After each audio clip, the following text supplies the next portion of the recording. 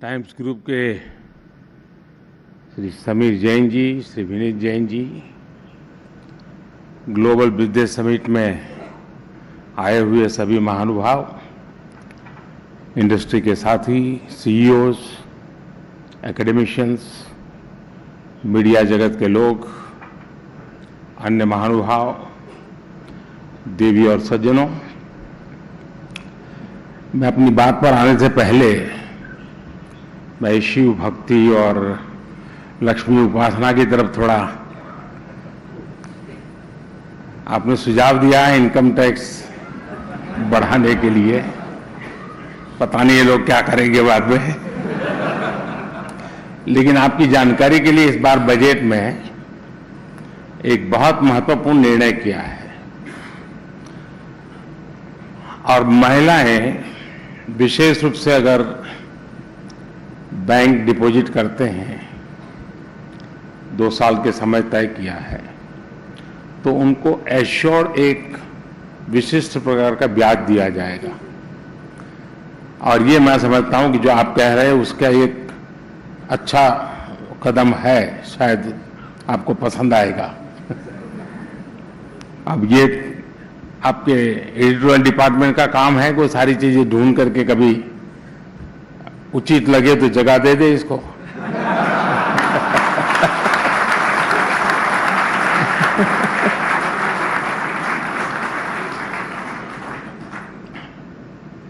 तो आएगा ही, लेकिन मंडे को फुल तरह से आ जाएगा।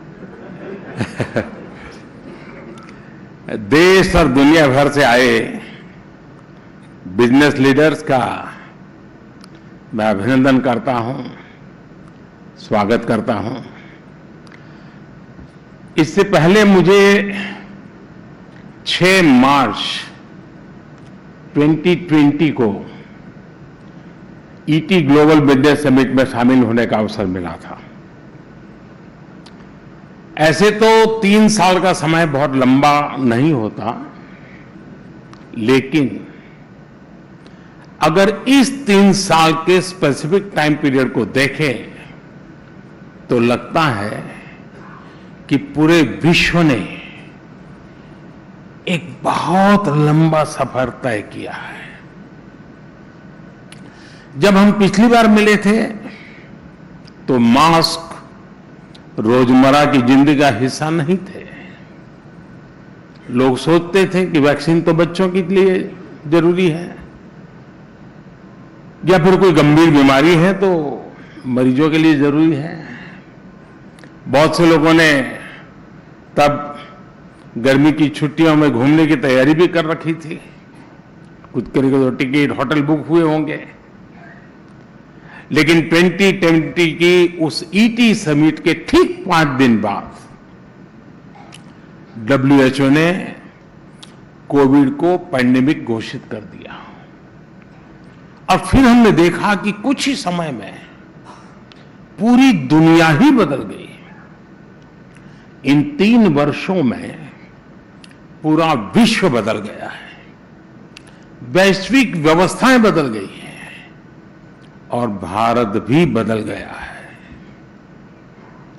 बीते कुछ समय में हम सभी ने एंटी फ्रेजाइल के इंटरेस्टिंग कंसेप्ट पर ढेर सारी चर्चाएं सुनी हैं।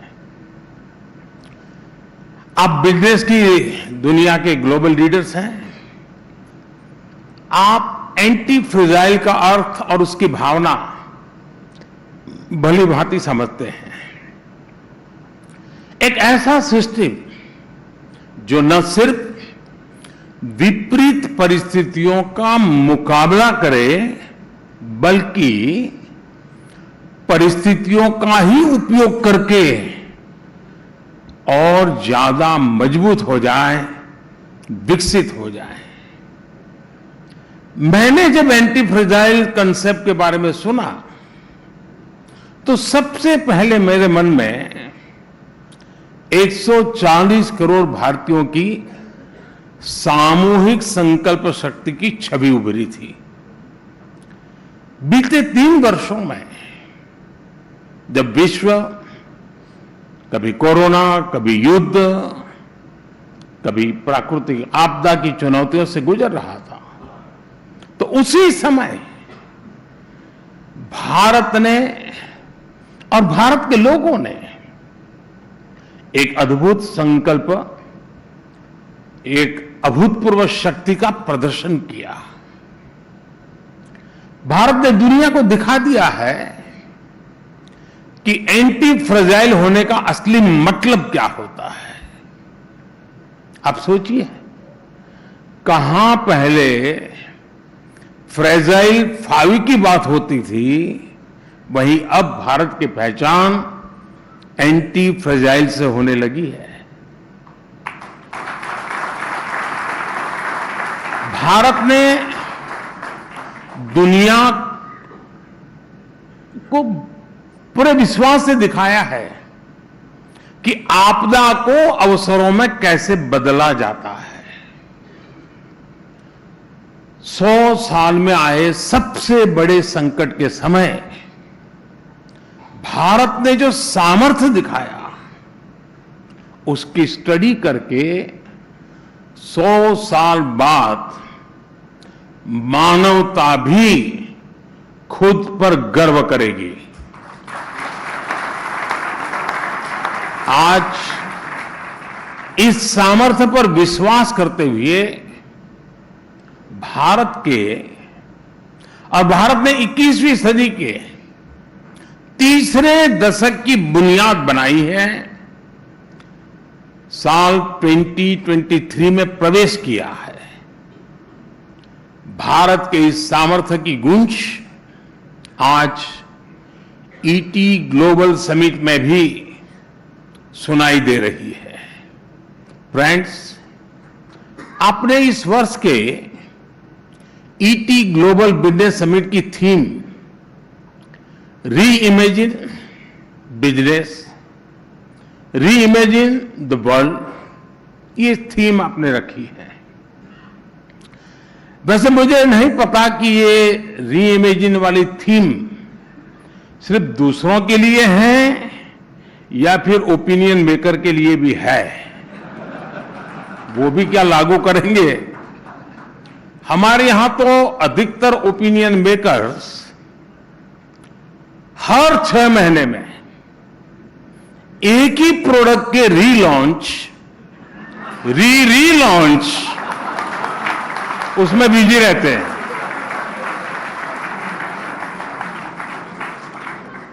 और इस रीलॉन्च में भी वो री इमेजिनेशन नहीं करते।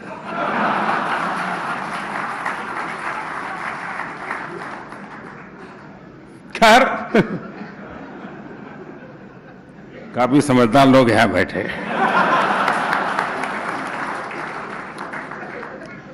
जो भी हो, लेकिन ये आज के समय के लिए बहुत ही रिलेवेंट थीम है, क्योंकि जब देश ने हमें सेवा का अवसर दिया तो हमने पहला काम यही किया कि जरा भाई री इमेजिन करें। 2014 में स्थिति ये थी कि लाखों करोड़ों के घोटालों की वजह से देश की साख दांव पर लगी हुई थी। भ्रष्टाचार की वजह से गरीब अपने हक की चीजों के लिए भी तरस रहा था। युवाओं की एस्पिरेशंस परिवारवाद और भाई भतीजावाद की बलि चढ़ रहे थे। पॉलिसी पैरालिसिस की वजह से इंफ्रास्ट्रक्चर प्रोजेक्ट्स में बरसों की देरी हो रही थी। ऐसे सोच और अप्रोच के साथ देश का तेजी से आगे बढ़ना मुश्किल था। इसलिए हमने तय किया कि गवर्नेंस के हर सिंगल एलिमेंट को रीइमेजिन करेंगे, रीइन्वेंट करेंगे। सरकार गरीबों को एम्पावर करने के लिए वेलफेयर डिलीवरी को कैसे सुधारे, हमने ये रीइमेजिन किया। सरकार अधिक एफिशिएंट तरीके से कैसे इंफ्रास्ट्रक्चर बना सके, हमने ये रीइमेजिन किया। सरकार का देश के नागरिकों के साथ कैसा रिश्ता हो, रिलेशन हो, हमने रीइमेजिन किया। मैं आपको वेलफेयर डिलीवरी से जुड़ी रीइमेजिनेशन पर विस्तार से थोड़ा बताना चाहता हूं। गरीबों के पास भी बैंक अकाउंट हो, गरीबों को भी बैंक से लोन मिले, गरीब उनके लिए अपने घर और प्रॉपर्टी के राइट्स मिले, उन्हें टॉयलेट, इलेक्ट्रिसिटी और क्लीन कुकिंग फ्यूल या फिर तेज इंटरनेट कनेक्टिविटी मिले, इनकी पहले उतनी जरूरत ही नहीं समझी जाती थी। इस सोच को बदला जाना, री इमेजिन किया जाना बहुत जरूरी था।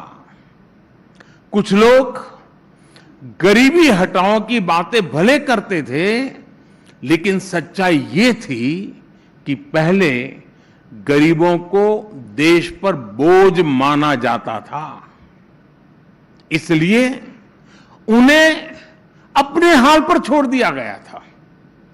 जबकि हमारा फोकस गरीबों को एम्पावर करने पर है, ताकि वे देश की तेज ग्रोथ में अपने पूरे पोटेंशियल के साथ कंट्रीब्यूट कर सके। डायरेक्ट बेनिफिट ट्रांसफर, डीबीटी का एग्जाम्पल आपने भली भांति आपकी नजर गई होगी।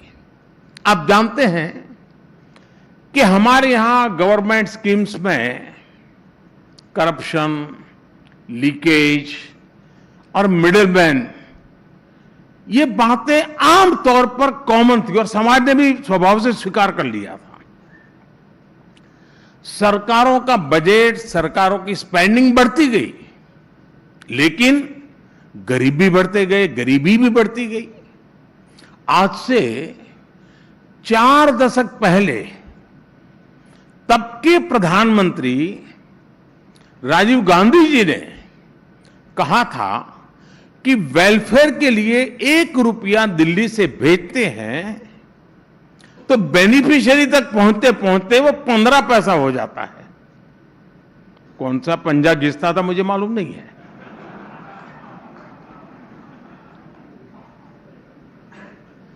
हमारी सरकार अभी तक अलग अलग स्कीम के तहत डायरेक्ट बेनिफिट ट्रांसफर इन वेलफेयर स्कीम के अंतर्गत 28 लाख करोड़ रुपए ट्रांसफर कर चुकी है। 28 लाख करोड़। अब आप सोचिए, राजीव गांधी जी ने जो कहा था, उसी बात को मैं आज के साथ जोड़ूं तो 1 रुपये में से 15 पैसा पहुंचता वाली बात को पकड़ूं तो 85%, यानी कि 24 लाख करोड़ ये रकम किसी के जेब में चली गई होती, किसी ने लूट लिया होता, रफा दफा हो गई होती और सिर्फ 4 लाख करोड़ रुपए गरीब के पास पहुंचा होता। लेकिन चूंकि मैंने रीइमेजिन किया, डीबीटी की व्यवस्था को प्राथमिकता दी, आज 1 रुपया दिल्ली से निकलता है, 100 के 100 पैसे उसके पास पहुंचते हैं। ये है रीइमेजिन। साथियों, कभी नेहरू जी ने कहा था कि जिस दिन हर भारतीय के पास टॉयलेट की सुविधा होगी, उस दिन हम जान जाएंगे कि देश विकास की एक नई ऊंचाई पर है। मैं ये पंडित नेहरू जी की बात कर रहा हूं। कितने साल पहले की होगी आप अंदाज कर सकते हैं। मतलब नेहरू जी को भी समस्या का पता था। लेकिन समाधान की तत्परता नजर नहीं आई। और इस वजह से देश का बहुत बड़ा हिस्सा लंबे समय तक मूल सुविधाओं से वंचित रहा।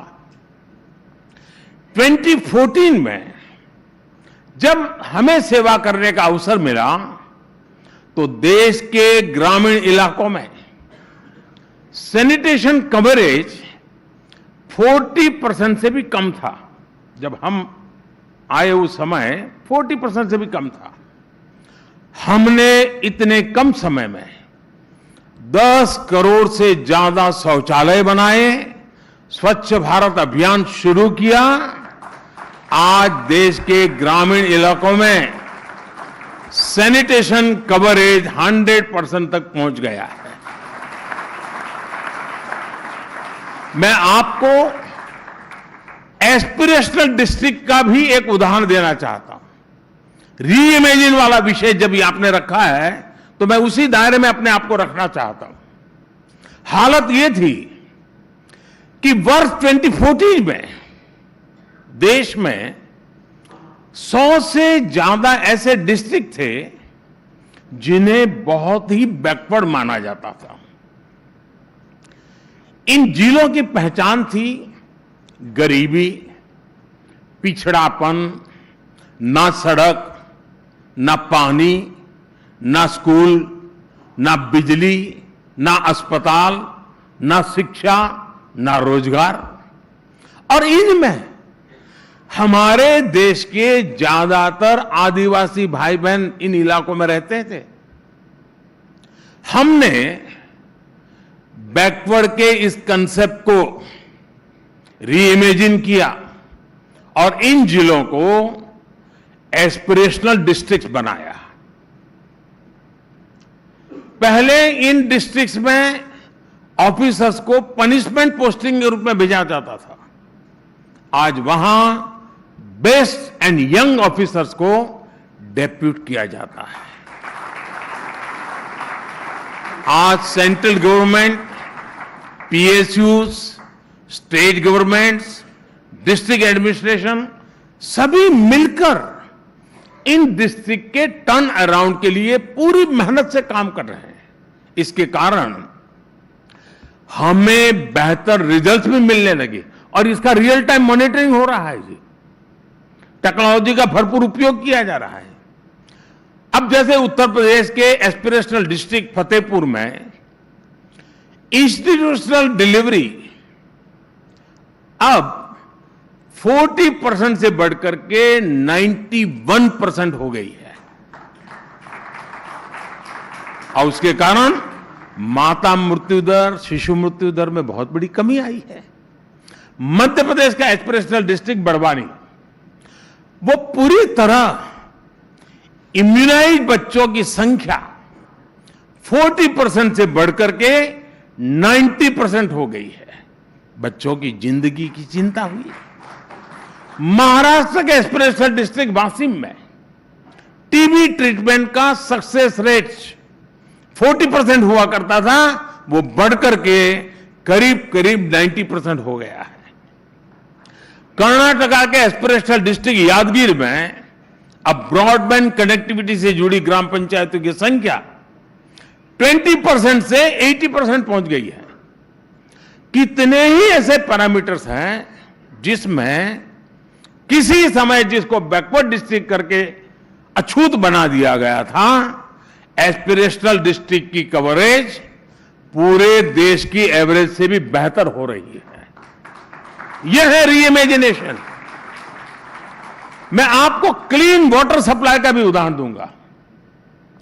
आजादी के 7 दशक के बाद भी हमारे देश में सिर्फ 30 मिलियन यानी 3 करोड़ रूरल हाउस होल्ड के पास टैप कनेक्शन था। 160 मिलियन रूरल हाउस होल्ड यानी 16 करोड़ परिवार इससे वंचित थे। हमने बड़ी बड़ी बातों के बजाय 80 मिलियन यानी 8 करोड़ नए टैप कनेक्शन सिर्फ 3.5 वर्षों में दे दिए हैं। ये है रीइमेजिनेशन का कमाल। फ्रेंड्स, इस समिट में शामिल एक्सपर्ट भी इस बात को मानेंगे कि भारत की रैपिड ग्रोथ के लिए अच्छा इंफ्रास्ट्रक्चर जरूरी है। लेकिन देश में पहले क्या स्थिति थी और जो स्थिति थी वो क्यों थी?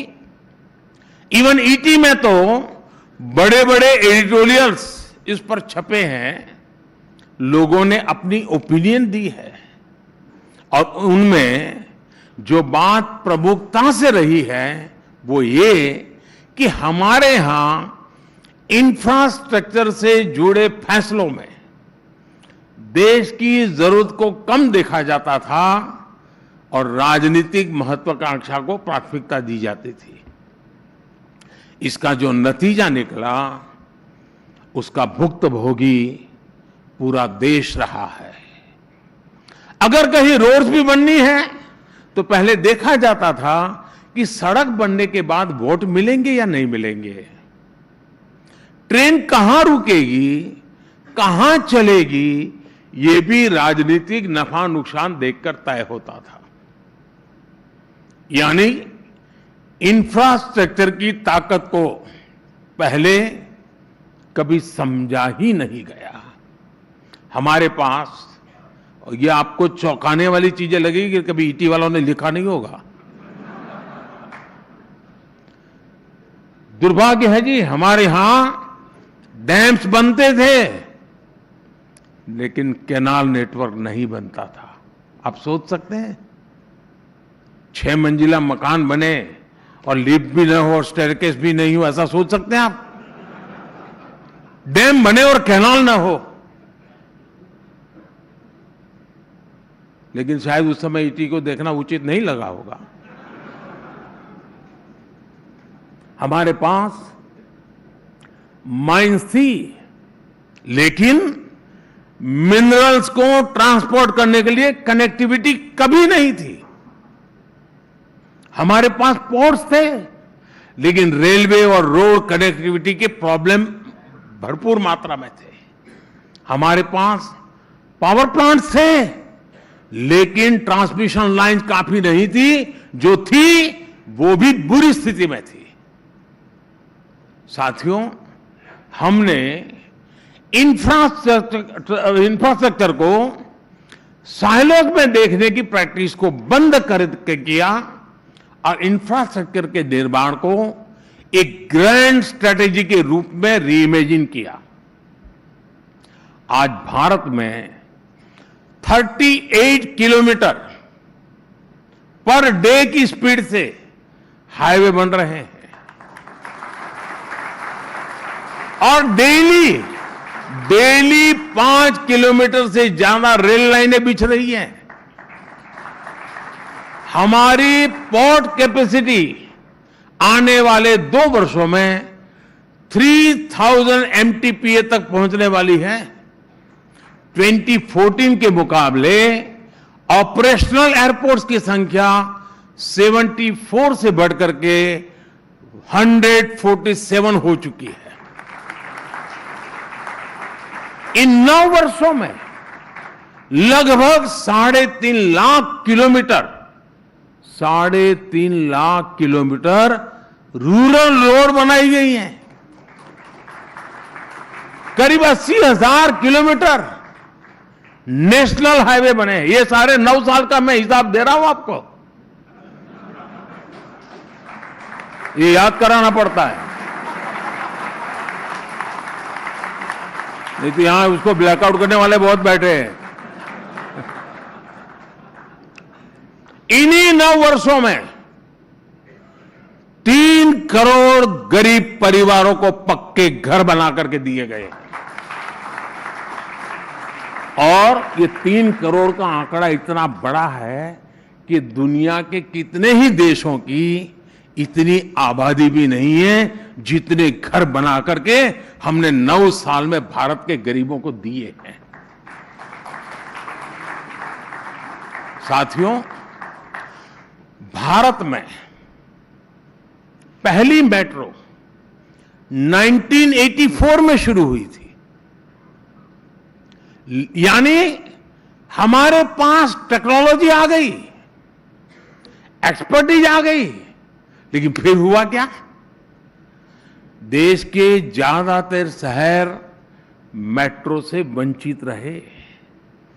2014 तक, यानी आपने मुझे सेवा करने का मौका दिया, उसके पहले 2014 तक हर महीने आधा किलोमीटर के आसपास ही नई मेट्रो लाइन बना करती थी। आधा किलोमीटर। 2014 के बाद मेट्रो नेटवर्क बिछाने की एवरेज बढ़कर लगभग 6 किलोमीटर पर मंथ हो चुकी है। अभी भारत मेट्रो रूट लेंथ के मामले में दुनिया में 5वें नंबर पर पहुंच चुका है। आने वाले कुछ महीनों में ही हम दुनिया में 3रे नंबर पर पहुंचने वाले हैं। फ्रेंड्स, आज पीएम गति शक्ति नेशनल मास्टर प्लान इंफ्रास्ट्रक्चर के निर्माण को तो गति दे रहा है, और जैसा विनीत जी ने कहा, गति और शक्ति दोनों को हमने जोड़ा है। यानी ये पूरा कंसेप्ट कैसे गति दे रहा है और उसका परिणाम क्या है, ये सिर्फ रेड रोड तक सीमित नहीं है। जब ये हम सोचते हैं गति शक्ति, तो ये एरिया डेवलपमेंट का भी उसमें कंसेप्ट है, और वहां के पीपल का भी डेवलपमेंट, ऐसे एक त्रिवेणी सी व्यवस्था इसमें जोड़ी गई है। गति शक्ति प्लेटफॉर्म पर आप में से जो लोग टेक्नोलॉजी में रुचि रखते होंगे, इनके लिए शायद ये जानकारी बड़े इंटरेस्टिंग रहेगी। आज गति शक्ति का जो हमारा प्लेटफॉर्म है, इंफ्रास्ट्रक्चर मैपिंग की 1600 से अधिक, 1600 से ज्यादा डेटा लेयर्स हैं, और कोई भी प्रपोजल आर्टिफिशियल इंटेलिजेंस की मदद से 1600 लेयर से गुजर करके निर्णय करती है। हमारे एक्सप्रेसवे हो या फिर दूसरा इंफ्रास्ट्रक्चर, आज शॉर्टेस्ट और सबसे एफिशिएंट रूट तय करने के लिए एआई से भी जोड़ा गया है। पीएम गति शक्ति से एरिया और पीपल डेवलपमेंट कैसे होता है, इसका एक एग्जांपल आपको मैं देता हूं। इससे हम किसी एक एरिया में पॉपुलेशन डेंसिटी और स्कूल की अवेलेबिलिटी, उसको हम मैपिंग करते हैं स्पेस टेक्नोलॉजी का, और 1600 जो पैरामीटर है उसके आधार पर, और सिर्फ डिमांड या पॉलिटिकल कंसिडरेशन के आधार पर स्कूल अलॉट करने के बजाय हम जहां जरूरत है वहां स्कूल बना सकते हैं। यानी ये गति शक्ति प्लेटफॉर्म, यानी मोबाइल टावर कहां लगाना उपयोगी होगा वो भी तय कर सकती है। ये अपने आप में एक यूनिक व्यवस्था खड़ी की है। साथियों, हम इंफ्रास्ट्रक्चर को कैसे रीइमेजिन कर रहे हैं, इसका एक और एग्जांपल हमारा एविएशन सेक्टर है। यहां मौजूद बहुत कम लोगों को यह पता होगा कि हमारे यहां बरसों तक एक बहुत बड़ा एयर स्पेस डिफेंस के लिए रिस्ट्रिक्ट करके रखा हुआ था, और इस वजह से हवाई जहाजों को भारत में कहीं भी आने जाने में ज्यादा समय लगता था, क्योंकि वो अगर डिफेंस का एयर स्पेस है तो आप वहां नहीं जा सकते, आपको घूम करके जाना पड़ता था। इस समस्या को सुलझाने के लिए हमने आर्म फोर्सेस के साथ बात की। आज 128 एयर रूट्स को सिविलियन मूवमेंट के लिए भी खोला जा चुका है। इसके कारण फ्लाइट पाथ्स छोटे हो गए, जिससे टाइम भी बच रहा है, फ्यूल भी बच रहा है, दोनों प्रकार का सेविंग में मदद मिल रही है। और मैं आपको एक और आंकड़ा दूंगा, इस एक फैसले से लगभग 1 लाख CO2 एमिशंस भी कम हुआ है। ये होती है रीइमेजिनेशन की ताकत। साथियों, आज भारत ने फिजिकल और सोशल इंफ्रास्ट्रक्चर के डेवलपमेंट का एक नया मॉडल पूरे विश्व के सामने रखा है। इसका कंबाइंड उदाहरण हमारा डिजिटल इंफ्रास्ट्रक्चर है। बीते 9 वर्षों में हमने देश में 6 लाख किलोमीटर से ज्यादा का ऑप्टिकल फाइबर बिछाया है। 9 वर्ष में 6 लाख, बताइए। बीते 9 वर्षों में देश में मोबाइल मैन्युफैक्चरिंग यूनिट्स कई गुना बढ़ी है। बीते 9 वर्षों में देश में इंटरनेट डेटा का रेट 25 गुना कम हुआ है। दुनिया के सबसे सस्ता। और इसका नतीजा क्या हुआ? साल 2012 में मेरे आने से पहले Bharat global mobile data traffic में सिर्फ 2% कंट्रीब्यूट करता था, ओनली 2%, जबकि वेस्टर्न मार्केट की कंट्रीब्यूशन उस समय 75% थी। 2022 में भारत के पास ग्लोबल मोबाइल डेटा ट्रैफिक का 21% शेयर था, जबकि नॉर्थ अमेरिका और यूरोप के पास ग्लोबल ट्रैफिक का 1/4 शेयर ही रह गया है। आज दुनिया की 40% real time digital payment Bharat में होती है। दुनिया की 40%। ये उन लोगों को, देश के लोगों को जवाब है जो सोचते थे कि भारत के गरीब कहां से डिजिटल पेमेंट कर पाएंगे। मुझे अभी किसी ने वीडियो भेजा था कि शादी में कोई ढोल बजा रहा था और उस पर QR कोड लगा हुआ था और वो दूल्हे पर मोबाइल फोन ऐसे घुमा करके QR कोड से उसको पैसे दे रहे थे।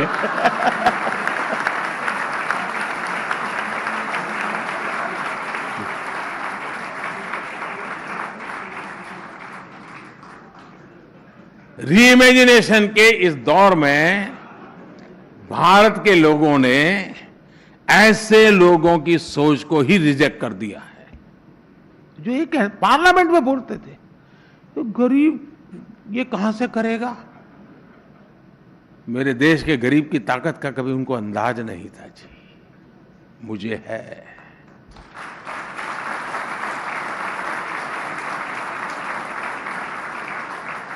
फ्रेंड्स, हमारे देश में लंबे समय तक जो सरकारें रही या जो सरकार चलाने वाले रहे, उन्हें माई बाप कल्चर बहुत पसंद आता था। आप लोग इसे परिवारवाद और भाई भतीजावाद से कंफ्यूज मत करिएगा। ये एक अलग ही मनोभाव था। इसमें गवर्नमेंट अपने ही देश के सिटीजन्स के बीच मास्टर जैसा व्यवहार करती थी। हाल ये था कि देश का नागरिक भले कुछ भी करे, सरकार उसे शक की नजर से ही देखती थी और नागरिक कुछ भी करना चाहे उसे सरकार की परमिशन लेनी पड़ती थी। इस कारण पहले के समय में गवर्नमेंट और सिटीजन के बीच म्यूचुअल डिस्ट्रस्ट और सस्पिशन का माहौल बना रहता था। यहां जो सीनियर जर्नलिस्ट बैठे हैं उन्हें मैं एक बात जरूर याद दिलाना चाहता हूं। आपको याद होगा कि एक जमाने में टीवी और रेडियो के लिए भी लाइसेंस लेना पड़ता था। इतना ही नहीं, इसे ड्राइविंग लाइसेंस की तरह ही बार बार रिन्यू भी करवाना पड़ता था। और ये किसी एक सेक्टर में नहीं बल्कि लगभग हर सेक्टर में था। तब बिजनेस करना कितना मुश्किल था, लोगों को तब कैसे कॉन्ट्रैक्ट्स मिलते थे, ये आप भली भांति जानते हैं। 90s में कंपल्सन के कारण कुछ पुरानी गलतियां सुधारी गई और उसे रिफॉर्म्स का नाम दिया गया, लेकिन ये माई बाप वाली पुरानी मेंटालिटी पूरी तरह से गई नहीं। 2014 के बाद हमने इस गवर्नमेंट फर्स्ट मेंटालिटी को पीपल फर्स्ट अप्रोच की तरफ रीइमेजिन किया। हमने नागरिकों पर ट्रस्ट के प्रिंसिपल पर काम किया। सेल्फ एसिस्टेशन हो या फिर लोअर रैंक जॉब्स के इंटरव्यू हमने खत्म कर दिए। मेरिट के आधार पर कंप्यूटर तय करता है, उसको जॉब मिल जाती है। छोटे छोटे इकोनॉमिक ऑफेंस को डीक्रिमिनलाइज करना हो या फिर जन विश्वास बिल हो, कोलेटरल फ्री मुद्रा लोन्स हो या फिर एमएसएमईज के लिए सरकार खुद गारंटर बने, ऐसे हर प्रोग्राम, हर पॉलिसी में ट्रस्टिंग द पीपल ही हमारा मंत्र रहा है। अब टैक्स कलेक्शन का एग्जाम्पल भी हमारे सामने है। 2013-14 में देश का ग्रॉस टैक्स रेवेन्यू लगभग 11 लाख करोड़ रुपए था 2013-14 में, जबकि 23-24 में ये 33 लाख करोड़ रुपए से अधिक रहने का एस्टिमेट है। यानी 9 साल में ग्रॉस टैक्स रेवेन्यू में 3 गुना की वृद्धि हुई है। और ये तब हुआ है जब हमने टैक्स रेट घटाया है। समीर जी के सुझाव के वाले तो मैं अभी छूना नहीं है, हमने तो घटाया है। इसके जवाब में मैं चाहूंगा, आप आज जो दुनिया से जुड़े हैं उसके साथ सीधा संबंध है, मैं 3 बातों पर फोकस करना चाहता हूं। पहला ये कि टैक्स पेयर्स का नंबर बढ़ा है। अब मुझे बताइए, टैक्स पेयर का नंबर बढ़ा, उसकी क्रेडिट किसको दोगे आप? बहुत स्वाभाविक है, सरकार के खाते में जाता है। या फिर यह कहा जा सकता है कि अब लोग ज्यादा ईमानदारी से टैक्स पे कर रहे हैं। अगर ये भी है तो भी क्रेडिट सरकार को ही जाता है। तो बॉटम लाइन ये है कि जब टैक्स पेयर को लगता है कि उसका दिया टैक्स पाई पाई जनहित में, देश हित में, जन कल्याण में, देश कल्याण में ही उपयोग होगा, तो ईमानदारी से टैक्स भरने के लिए आगे आता है, उसको मोटिवेशन मिलता है। और ये आज देश देख रहा है। और इसलिए मैं टैक्स पेयर का आभार व्यक्त करता हूं कि सरकार की ईमानदारी पर भरोसा करके वह सरकार को टैक्स देने के लिए आगे आ रहे हैं। सीधी सी बात है कि लोग आप पर जब तब ट्रस्ट करते हैं जब आप उन पर ट्रस्ट करते हैं। भारत के टैक्स सिस्टम में आज जो बदलाव आया है, और वो इसी वजह से आया है। टैक्स रिटर्न्स के लिए हमने प्रोसेस को सिंप्लीफाई करने के लिए ट्रस्ट के आधार पर ही प्रयास किए। हम फेसलेस असेसमेंट के लेकर के आए। मैं आपको एक फिगर देना चाहता हूं। इनकम टैक्स डिपार्टमेंट ने इस साल 6.5 करोड़ से अधिक रिटर्न्स को प्रोसेस किया है। इनमें से करीब करीब 3 करोड़ रिटर्न्स 24 घंटे में प्रोसेस हुए हैं। बाकी जो रिटर्न्स थे वो भी कुछ ही दिन में प्रोसेस हो गए और पैसा भी रिफंड हो गया। जबकि इसी काम में पहले औसतन 90 दिन लग जाते थे और लोगों के पैसे 90 दिन पड़े रहते थे जी। आज वो घंटों में किया जाता है। कुछ साल पहले तक ये अकल्पनीय था, लेकिन इसे भी री इमेजिनेशन की ताकत ने सच कर दिखाया है। साथियों, आज भारत की समृद्धि में दुनिया की समृद्धि है। भारत के ग्रोथ में दुनिया की ग्रोथ है।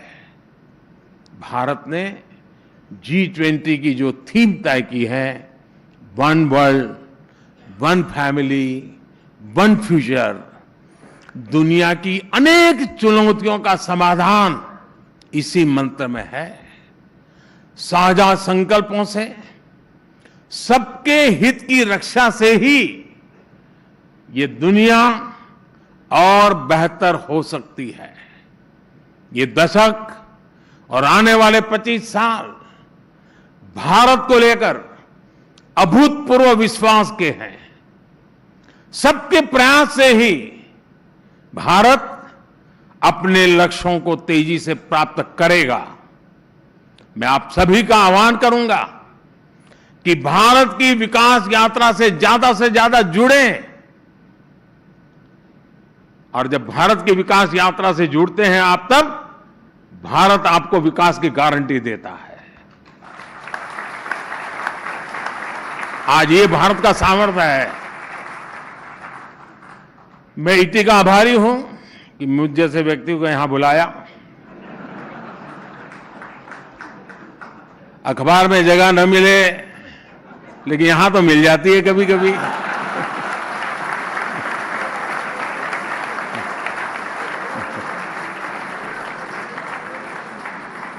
और मैं सोच रहा था कि विनीत जी, समीर जी जब बोलेंगे तो रीइमेजिन के संबंध में कुछ बोलेंगे, लेकिन उन्होंने इस विषय को छुआ ही नहीं। तो शायद उनके एडिटोरियल बोर्ड विषय तय करता होगा और मालिक को बताता नहीं होंगे। क्योंकि मालिक हमें बताते हैं कि जो छपता है उसमें बोले हमें ज्ञान नहीं होता, वो तो वो करते हैं। तो शायद ये ऐसा ही होता होगा। खैर साथियों, इस खट्टी मीठी बातों के साथ साथ मैं बहुत बहुत धन्यवाद करता हूं आप सबका।